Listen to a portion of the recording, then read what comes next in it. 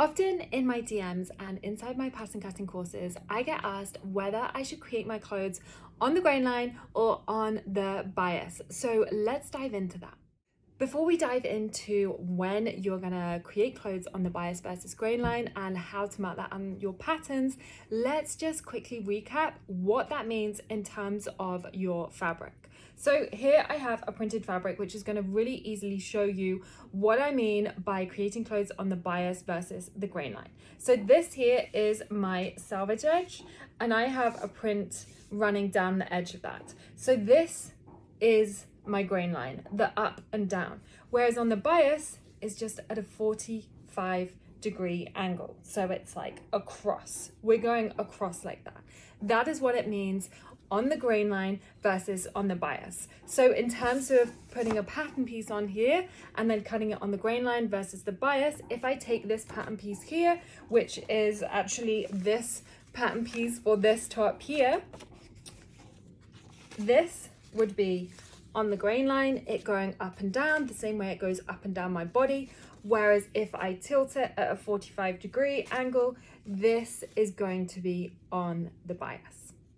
So let's just have a look at some examples as to when you would create your garments on the bias. So if you see here, these examples are all created on the bias. And the thing they have in common is this really nice drape to them, this really nice floaty feel to them. And that's because they have been created on the bias.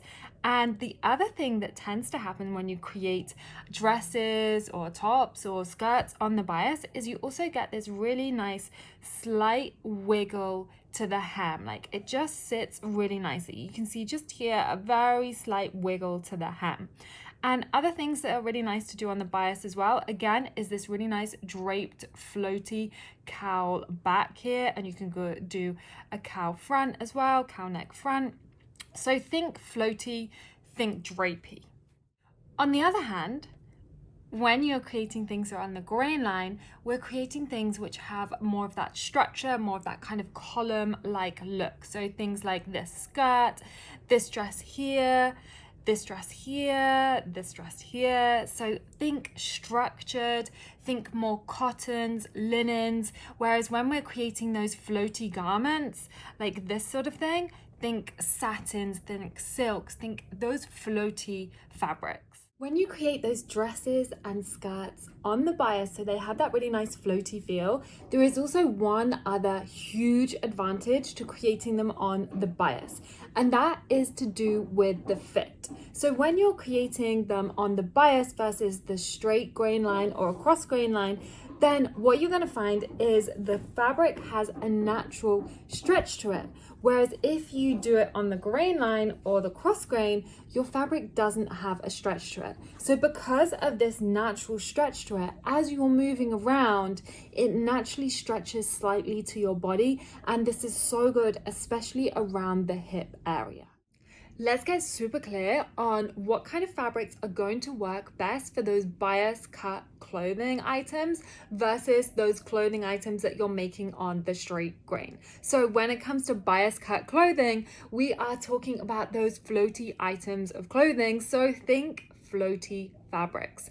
Think chiffons, silks, satins, organzas, those kind of fabrics that are really floaty, or lightweight cottons. Like this is a really lightweight cotton here that would look really nice on the bias. So think floaty, floaty, floaty. Whereas on the other hand, for those straight grain garments you're creating, think more structured. The same way those garments are more structured, the fabric is going to have a little bit more structure to it. So think those cottons, linens, those thick wool fabrics, like things that have structure to them.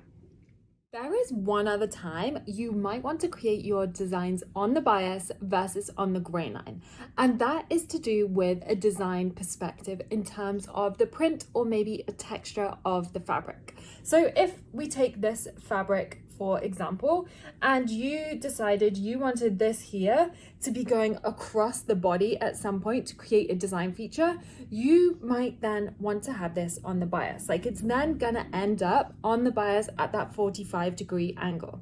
Now, if you're creating one of those floaty designs, that's perfect.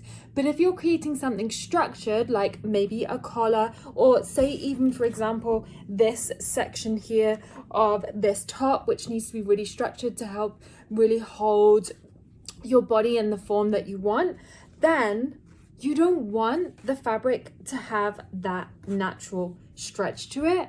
You want it to retain the structure the same way it would if it was on the straight grain line.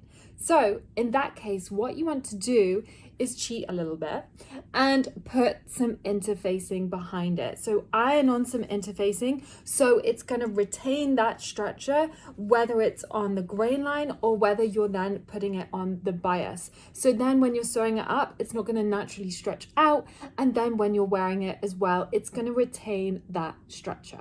Now for the big question, how do you mark this on your patterns? Well, super simple, takes you seconds. So normally you'd mark your grain line vertically up and down. So the grain line is then gonna end up going up and down the body like so. And that's always parallel to the center front, center back. If you want to do it on the bias, all you're simply gonna do is take that line. So here's that line here, and find that 45-degree angle on your pattern cutting ruler. And then you're going to mark across here instead, and that is going to represent your bias line. So then when you're cutting out your pattern piece, rather than you cutting out your pattern piece like this on the fabric, it's going to then tilt.